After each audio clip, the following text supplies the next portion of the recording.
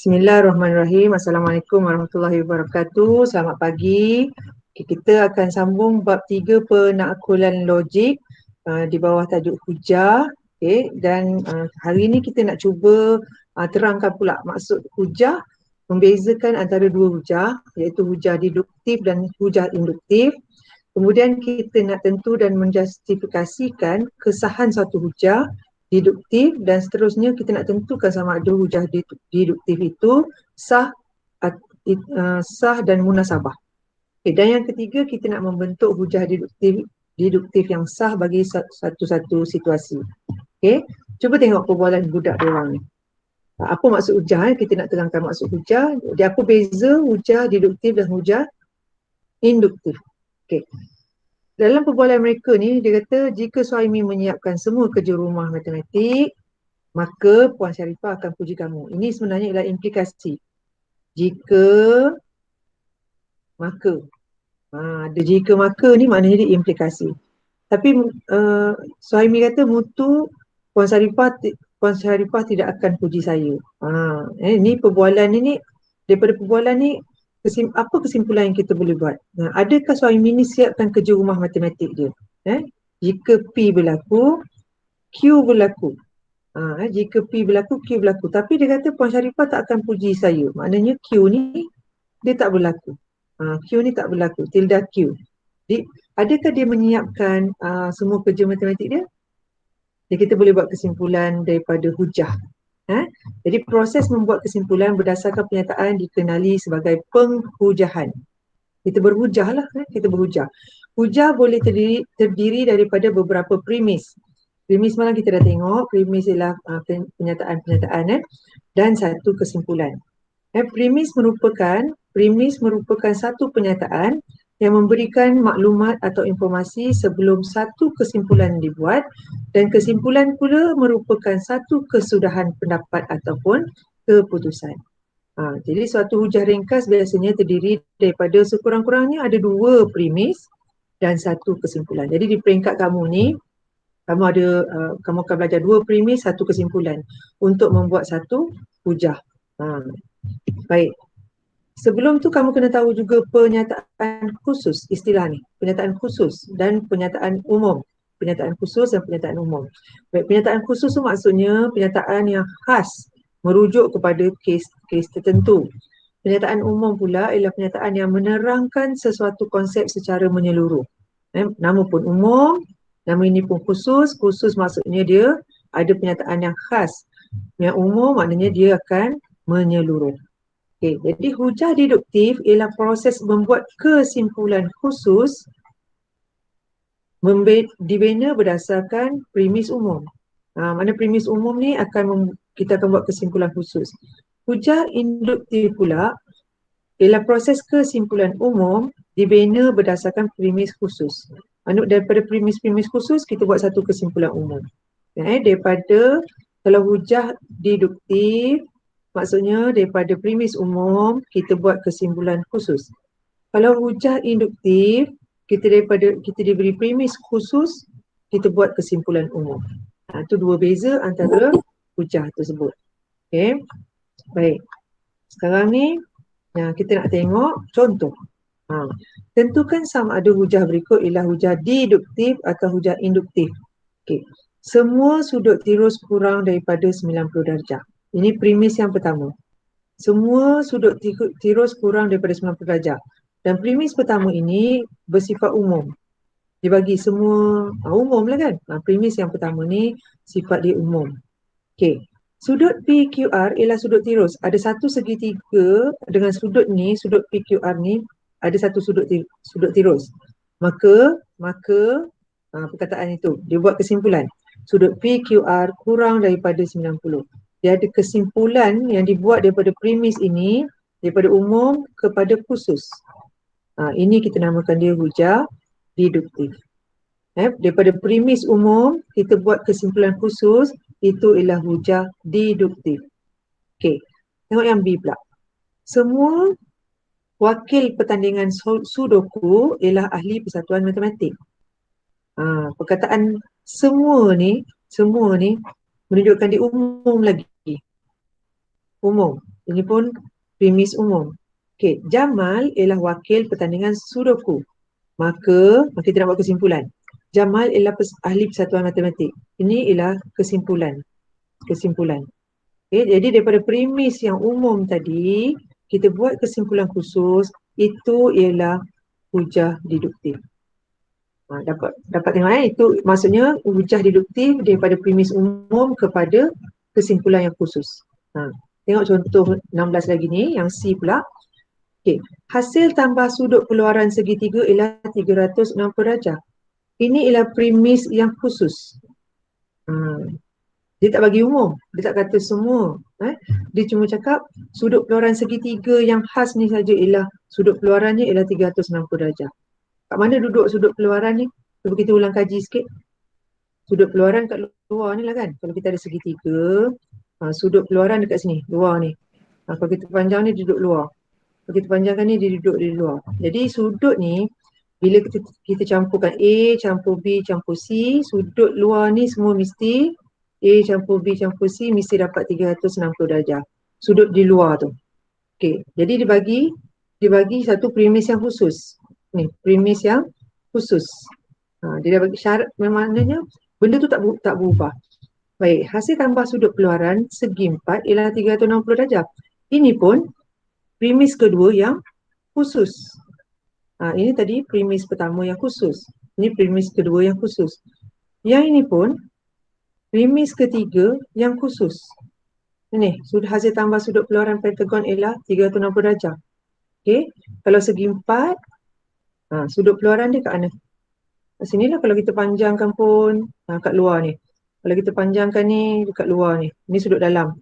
Okay, kalau panjang sini, sudut luar kat sini. Kalau panjang di sini, sudut luar kat sini. Campur ni, A campur B campur C campur D ni, A campur B campur C campur D pun akan dapat 360 darjah. Ini pun premis khusus juga. Okay. Maka, ni dia buat kesimpulan. Hasil tambah sudut keluaran setiap poligon ialah 360 darjah. Dia buat satu kesimpulan umum. Kesimpulan umum. Maknanya, kalau bagi berapa besar pun poligon itu, berapa banyak sisi pun poligon tu, kita boleh buat kesimpulan umum hasil tambah sudut keluaran setiap poligon ialah 360 darjah. Okay, daripada premis khusus kepada kesimpulan umum. Itu kita namakan dia hujah induktif. Okay, tengok satu lagi contoh, D ni. Hasil tambah digit 18 boleh dibahagi tepat dengan 9. Hasil tambah digit 27 boleh dibahagi tepat dengan 9. Hasil tambah digit 18 maksudnya digit 18 ni 1 campur 8 dapat 9. Boleh bagi dengan 9. Hasil tambah digit 27, 2 campur 7 dapat 9. Boleh juga dibahagi dengan 9. Hasil tambah 36 boleh bagi tepat dengan 9. 3 campur 6 sama dengan 9. Okey. Jadi yang itu menunjukkan bahawa kalau kita boleh buat kesimpulan hasil tambah digit gandaan 9 boleh dibahagi tepat dengan 9. Kalau lepas ni ada lagi nombor selepas 36 ni apa? 9, 18, 27, 36, 45 kan? 45. Cuba tambah. 4 campur 5 dapat 9. 9 ini boleh bahagi dengan 9. Jadi kita boleh buat kesimpulan hasil tambah digit gandaan 9 boleh dibahagi tepat dengan 9. Ini beberapa premis ni, premis 1, premis 2, premis 3 ni. Okay, premis 3 itu semua ialah premis-premis khusus. Dan kita boleh buat kesimpulan umum, itu kita namakan dia hujah induktif. Nampak tak beza dia?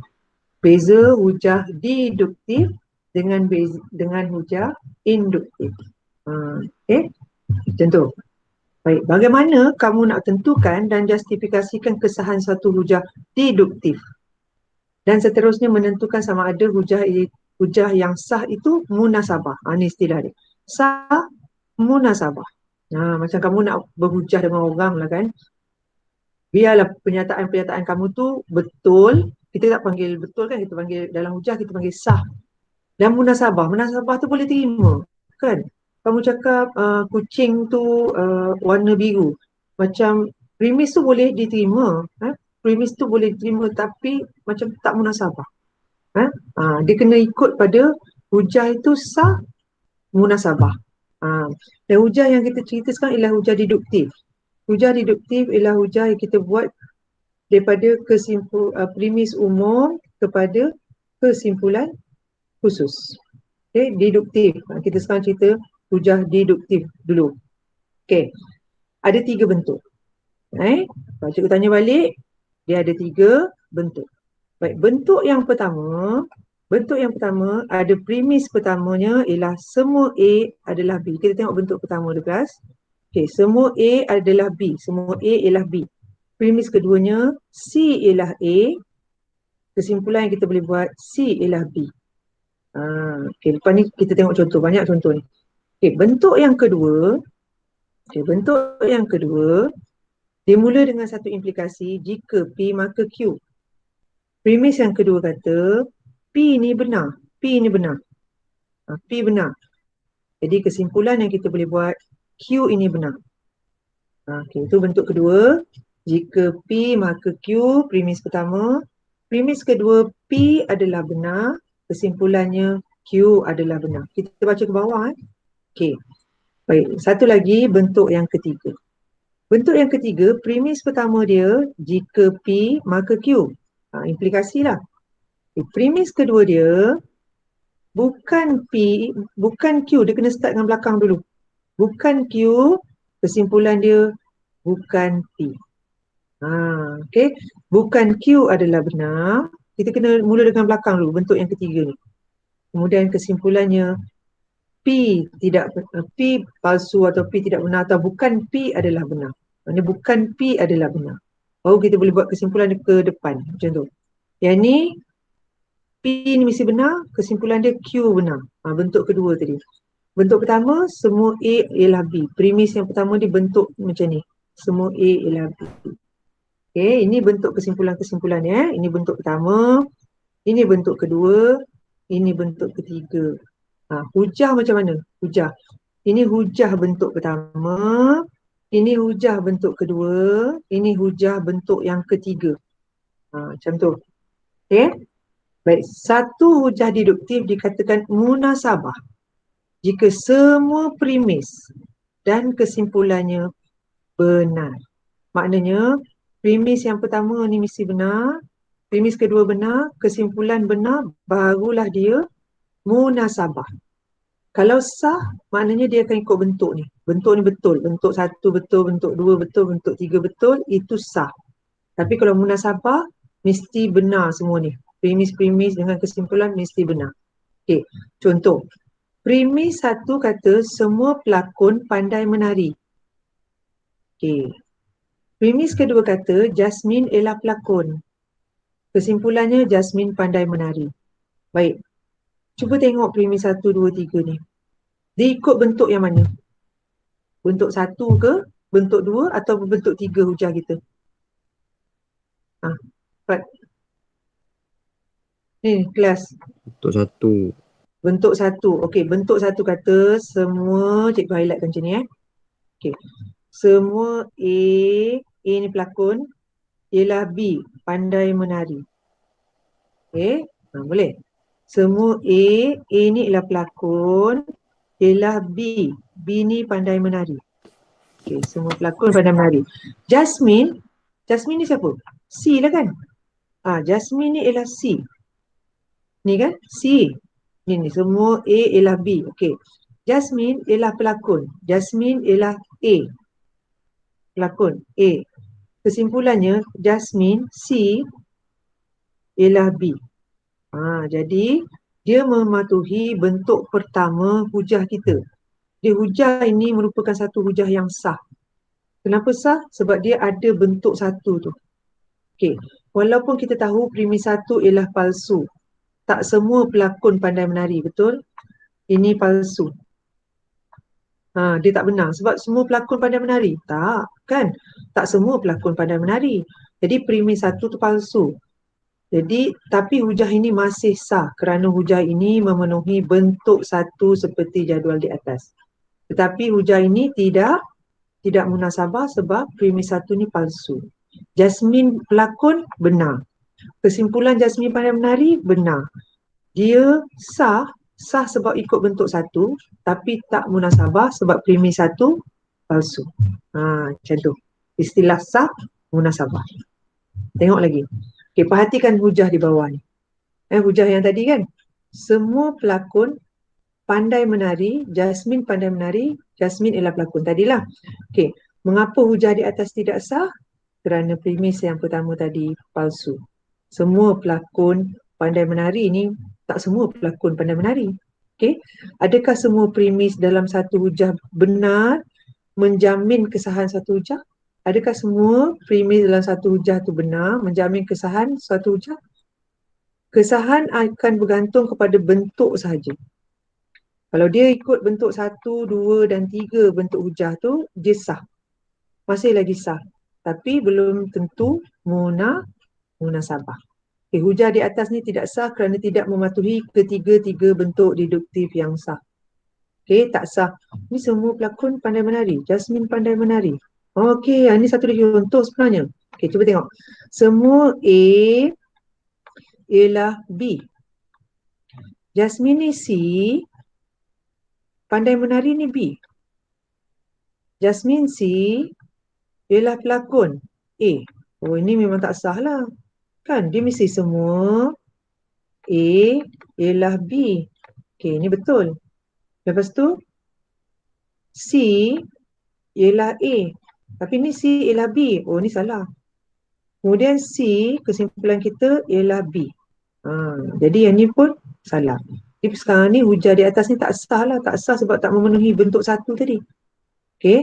Kerana tidak mematuhi ketiga-tiga bentuk deduktif yang sah. Okey, maka premis yang benar tidak menjamin kesahan suatu hujah. Betul lah kita kata kan. Okey, kita kata premis yang benar, walaupun dia benar, semua pelakon pandai menari. Jasmine ni pun benar, misalkan. Jasmine ialah pelakon, walaupun benar tapi tak menjamin kesahan sesuatu hujah. Okey, secara umumnya, kesahan sesuatu hujah ditentukan berdasar pada bentuk hujah tersebut. Bentuk 1, bentuk 2 dengan bentuk 3. Bukan berdasarkan kebenarannya. Bukan berdasar kebenaran premis ataupun kesimpulan. Kamu kena jelas betul-betul. Beza antara sah dengan munasabah. Tengok contoh 17. Adakah hujah di bawah sah dan munasabah? Sekiranya tidak, kalau tak sah, tak munasabah, berikan apa sebab. Berikan justifikasi anda. Premis 1. Semua gandaan 6 ialah nombor genap. Bila nampak perkataan semua, maknanya itu ialah bentuk yang pertama. Bentuk pertama A dia apa? Kita tengok A dulu. A ni apa? Semua A gandaan 6 kan? Ini semua A ialah B. Ialah nombor genap B. Semua A ialah B. Maknanya A dia gandaan 6, B dia nombor genap. 64 ni apa? 64 ni apa? C. C. C. C ialah A. Lepas tu 64 ni C ialah B. Jadi adakah hujah ini sah? Sah ke tak sah? Sah. Sah kan? Sebab dia mengikut bentuk yang pertama. Semua A ialah B, C ialah A, C ialah B. Dia ikut bentuk tu. Jadi A ni sah. Munasabah tak? Semua gandaan 16 ialah nombor genap. Betul lah, gandaan 16, 32 semua pun nombor genap kan? 64, ini benar. Lepas tu premis kedua, 64 ialah gandaan 16. Benar. Kesimpulan, 64 ialah nombor genap. Benar. Jadi bila benar semua premis dan kesimpulan, maka dia ialah munasabah. Macam tu. Boleh? Kita buat ni sebagai latihan sama-sama lah. Premis 1. Semua bola keranjang berbentuk sfera. Apa A kat sini? Bola keranjang. Bola Okey. keranjang. Okey, apa B dekat sini? Bentuk sfera. Bentuk sfera. Okey. Bumi ni apa? C. C. Berbentuk sfera ni apa? B. D. Okey, bumi ni apa? C. Bola keranjang ni apa? A. Adakah hujah ini sah? Tak. Tak, sebab semua A ialah B tapi C ialah B. Mana boleh C ialah B? Kita kena buat premis C ialah A dulu baru kita boleh buat kesimpulan C ialah B. Okey, jadi ini tak sah. Tak sah. Kerana tak mematuhi bentuk hujah deduktif yang sah. Okey, munasabah ke tak munasabah? Semua bola keranjang berbentuk sfera, benar. Bumi berbentuk sfera, benar. Tapi pasal kesimpulan ni, bumi ialah bola keranjang. So, Yang palsu. Jadi kesimpulan palsu ni menyebabkan dia tak munasabah lah pula bumi ialah bola keranjang. Okey? Memang tak munasabah. Kena hujah kita mesti munasabah. Okey, yang ni pula. Ini bentuk apa ni? Ini apa ni? Jika P maka Q. Ini jika P maka Q. Okey. Lepas tu kita tengok bawah ni. Premis yang kedua. Itu premis satu Dia kalau apa? Jika P maka Q. Okey, P benar. Ini bentuk kedua Q benar. Okey. Ini premis satu, premis dua, ini kesimpulan. Kalau kita guna benar-benar. Kalau satu lagi bentuk, jika P maka Q, ingat bentuk ketiga. Apa dia? Q, bukan Q tak benar ataupun Q tidak benar lah macam mana buat. Bukan Q kan? Bukan Q benar, maka kesimpulan kita bukan P benar. Ini bentuk yang ketiga. Ini bentuk kedua, ini bentuk yang ketiga. Okey. Baik. Sekarang yang C ni, jika P maka Q. Cuba tengok. 4 kurang daripada Q. Dia akan ambil P ni benar. P ni benar. 4 kurang daripada Q, maka 4 kurang daripada 19. Ini 4 kurang daripada 19. Q benar. Okey. Ni bentuk yang keberapa ni? Dua. Ini bentuk yang mematuhi bentuk yang keberapa? 3, 2. Ketiga ke? Kedua. Ini bentuk kedua. Jika P maka Q. P ni benar. 4 kurang dari 9. Betul tak? 4 kurang dari 9. Betul. Betul kan? 4 duduk sini, 9 duduk sini. 4 memang kurang daripada 9. Okey, benar. Jadi kesimpulan dia 4 pun kurang daripada 19. Okey, benar lah. Jadi ini punya hujah ini sah. Dan hujah ini juga munasabah. Sebab ini benar dan kesimpulannya pun benar. Nampak tak? Okey, yang Andy pula. Jika A tak sama dengan sifar, maka ayat belakang ni. Okey, jadi yang ni jika P maka Q belakang ni. Okey. A tak sama dengan sifar. Maknanya P ni benar. Jadi yang ini jawapan belakang tu Q ni pun benar. Okey. Ikut bentuk mana ni? Bentuk Dua. 1, 2, 3? Bentuk 2. Okey, betul. Maksudnya dia sah. Ikut bentuk 2. Ini ikut bentuk yang kedua dalam hujah tu. Okey, jadi oleh kerana ni benar, ini pun benar, ini pun benar, tak munasabah. Kerana premis satu dan kesimpulan tak benar. Kita cek balik. Kalau A tak sama dengan sifar, ini ungkapan kuadratik kan? Ini ungkapan kuadratik. Ingat balik ungkapan kuadratik kita? AX kuasa 2 tambah BX tambah C. Betul? Jika A tak sama dengan sifar, maka ini ialah ungkapan kuadratik. Tak semestinya kan? Jika A tak sama dengan sifar, maka AX kuasa N. Sebab dia ni bagi N kuasa N. Kalau kuasa 3 macam ni? Jadi ini kena tukar jadi palsu. Premis satu ni tak benar, palsu. Okey. A tak sama dengan sifar, maka ini ialah ungkapan kuadratik. Tak benar, saya silap ni, tak boleh. Tak boleh ambil ni. Dia kata A sama dengan sifar. Kita ambil A sama dengan sifar. Maka kesimpulan dia, ini ialah ungkapan kuadratik. Lagilah palsu. Sebab bila A tak ada, hilanglah dia punya ungkapan kuadratik ni. Pun palsu. Jadi dia tak munasabah. Tidak munasabah. Sebab premis satu dengan kesimpulan tak benar. Okay. Baik, yang E pula. Jika P ambil ni, maka Q. Okay, jika P, maka Q belakang ni. 12 tidak boleh dibagi tepat dengan 8. Maknanya dia pergi kat sini, kat depan ni. Dia tidak boleh, ada perkataan tidak. Kesimpulannya 12 tidak boleh. Okey, adakah hujah ini sah? Adakah hujah ini sah? Dia bentuk keberapa?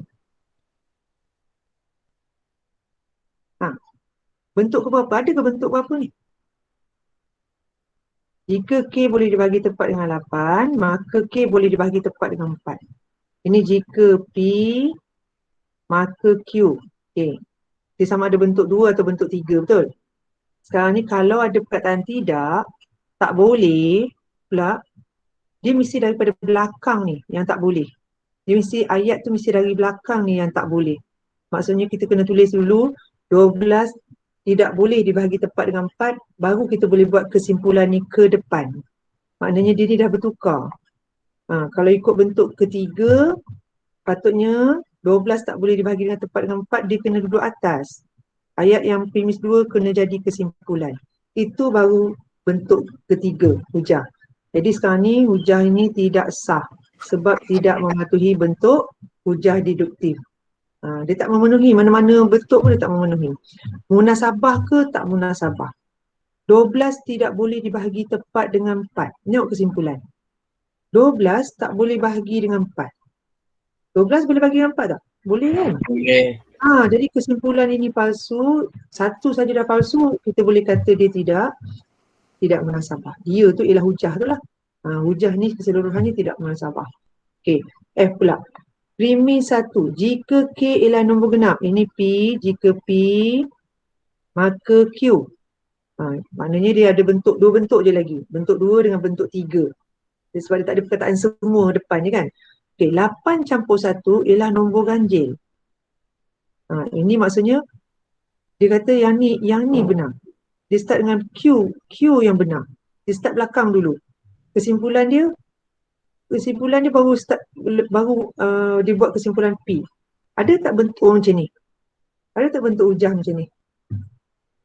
Jika P, maka Q. Dia kata Q benar. Lepas tu buat kesimpulan P benar. P benar. Ada tak bentuk macam ni? Bentuk hujah macam ni?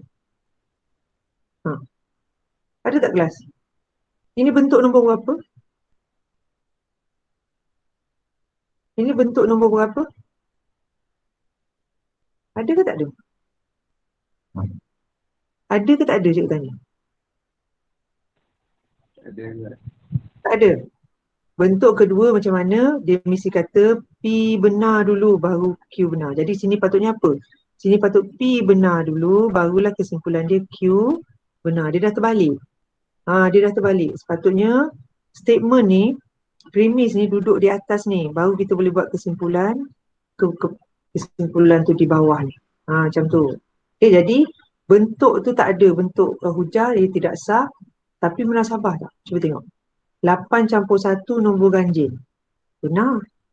8 ialah nombor genap. Benar. Atas ni memanglah jika K ialah nombor genap, K campur 1 nombor ganjil, betul lah kan? Ini pun benar. Dia masih lagi munasabah. Tapi tak sah.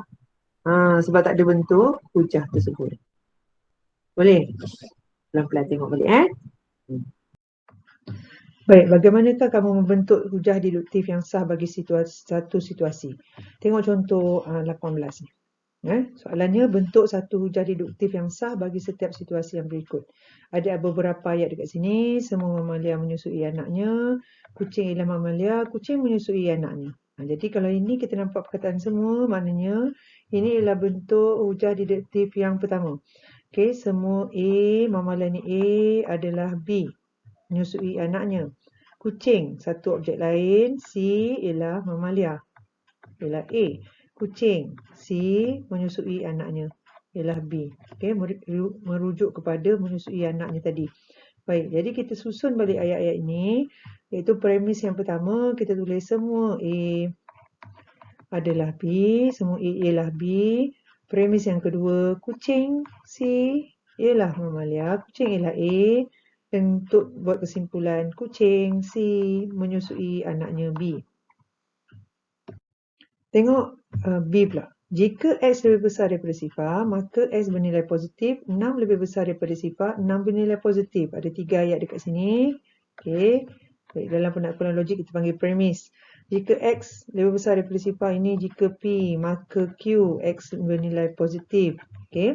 6 lebih besar daripada sifar. 6 lebih besar dari sifar, maksud dekat X ni kita ganti dengan 6. 6 lebih besar dari sifar. Ini P benar. P benar, maka 6 bernilai positif, ini Q benar. 6 kita ganti dengan 6 juga. 6 bernilai positif. Jadi ini kita boleh susun je sebagai bentuk hujah deduktif yang kedua. Iaitu premis satunya, jika P maka Q. Okey, tulis mula ayat ataupun premis yang pertama. Premis yang kedua, kita tulis 6 lebih besar daripada sifar. Ini P benar. Okey, P ni benar. Dan kesimpulannya Q benar. Ini bentuk hujah deduktif yang kedua. Okey. Baik, contoh 18 C pula. Jika X ialah nombor ganjil, maka X campur 1 boleh dibahagi tepat dengan 2. 18 campur 1 tidak boleh dibahagi tepat dengan 2. 18 bukan nombor ganjil. Baik, kamu nampak perkataan jika maka. Okay, ini akan jadi jika P maka Q. Sini maka Q. Sekarang ni 18 campur 1 tidak boleh ditambah perkataan tidak dekat sini. Okay, 18 campur 1 tidak boleh dibahagi tepat dengan 2. Maknanya Q ni bukan Q benar. Okey. Jadi sini 18 bukan nombor ganjil. Okay, ini pun bukan P benar. Okey, sekarang apa kita nak buat? Kita susun supaya menjadi bentuk premis hujah deduktif. Kita akan bentuk hujah deduktif yang sah bagi situasi ni. Jadi premis yang pertama, kita tulis jika P maka Q. Tulis. Okey, tulis ayat tu semula. Kita pilih ayat yang pertama atau premis yang pertama. Premis yang kedua, 18 campur 1 tidak boleh dibahagi tepat dengan 2. Jadi ayat ataupun premis yang kedua, pernyataan yang kedua ialah 18 campur 1 tidak boleh dibahagi tepat dengan 2. Ini ialah bukan Q. Okey, dan kesimpulannya ialah 18 bukan nombor ganjil. Ini bukan P. Baik, contoh 19, tulis kesimpulan bagi setiap hujah deduktif berikut untuk membentuk hujah deduktif yang sah dan munasabah. Okay, tengok hujah ni. Okay, premis 1, semua nombor bulat ialah nombor nyata. Nampak perkataan semua ni, ini bentuk hujah nombor berapa? 1. Nombor 1. Okay, semua A ialah B. Okay. C, 38 ni C ialah A. Okay, apa kesimpulan kita boleh buat? C ialah B kan? Okay, kita tulis balik ayat dia. C tu apa? 38 ialah nombor nyata. Ambil saja C ni dengan B, tulis balik ayat dia. Kita akan dapat 38 ialah nombor nyata. Contoh. Okay. Tengok yang B pula. Premis 1. Jika P maka Q. Jika P maka Q. Ini sama ada bentuk 2 atau bentuk 3, betul? Okay. Sekarang ni dia bagi tahu P ni, kita nak tengok P benar ke Q tak benar. Dia ada dua je kan? Sama ada P benar ke atau Q tak benar. Tak benar. Kalau bentuk 2 dia akan mula dengan P dulu, kalau bentuk 3 dia akan mula dengan Q dulu belakang tu. Okey, cuba tengok ni. Ini P ke Q ni? Mempunyai punca nyata. Ini P ke Q? P.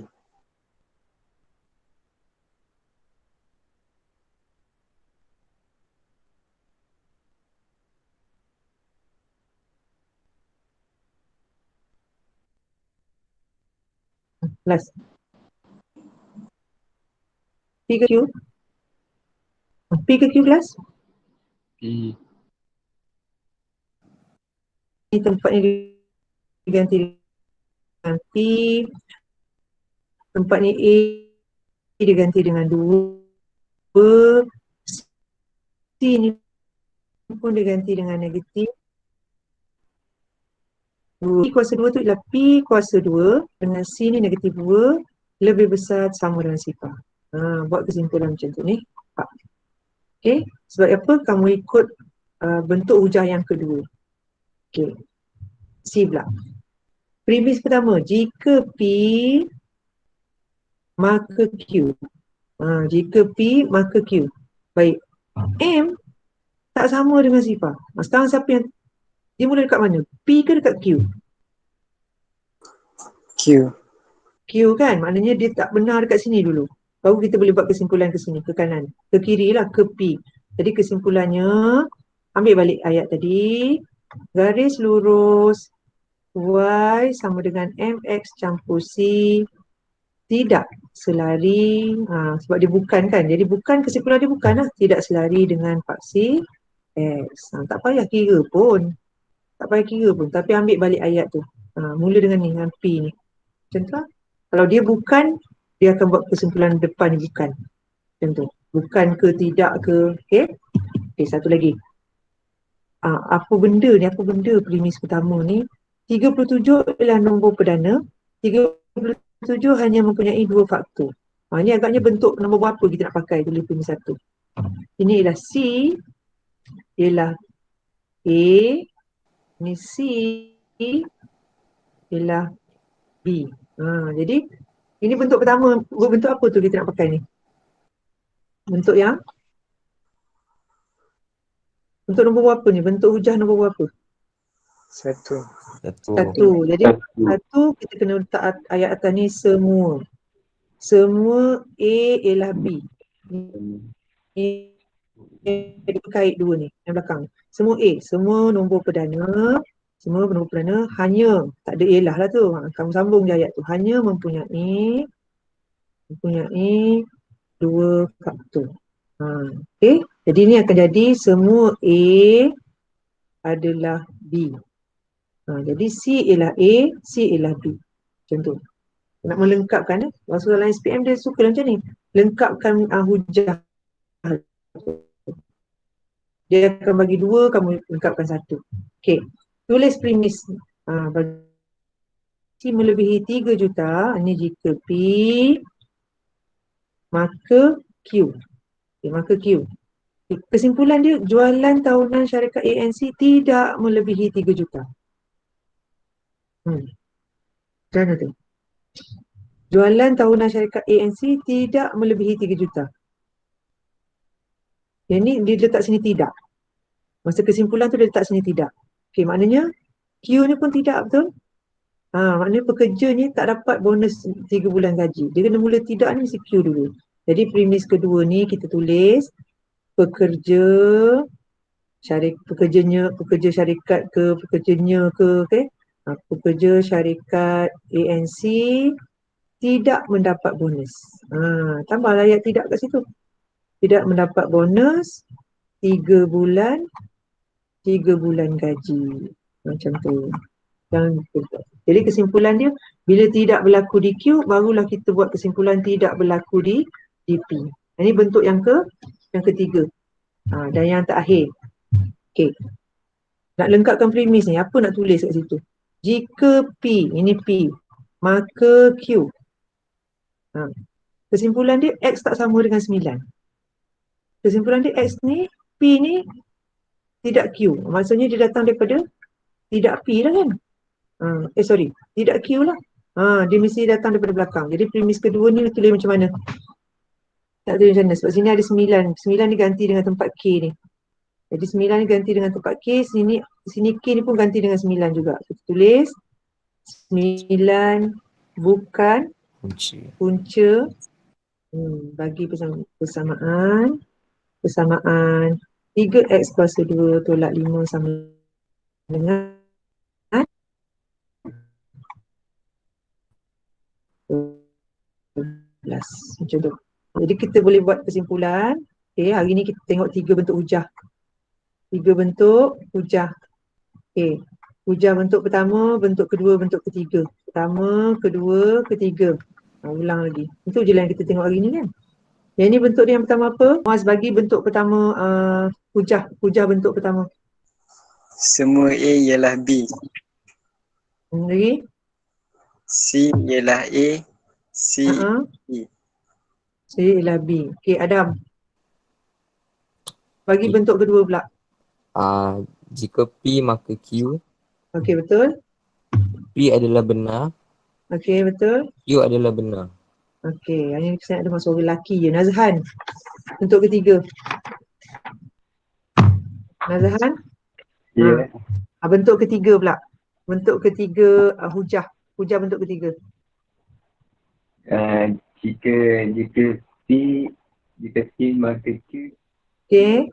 bukan Q adalah benar, bukan P adalah benar. Okey, sekarang ni teorinya kamu tahu, bentuknya kamu tahu. Yang kamu nak kena fahamkan, yang kamu kena buat ialah mantapkan kefahaman kamu melalui latihan.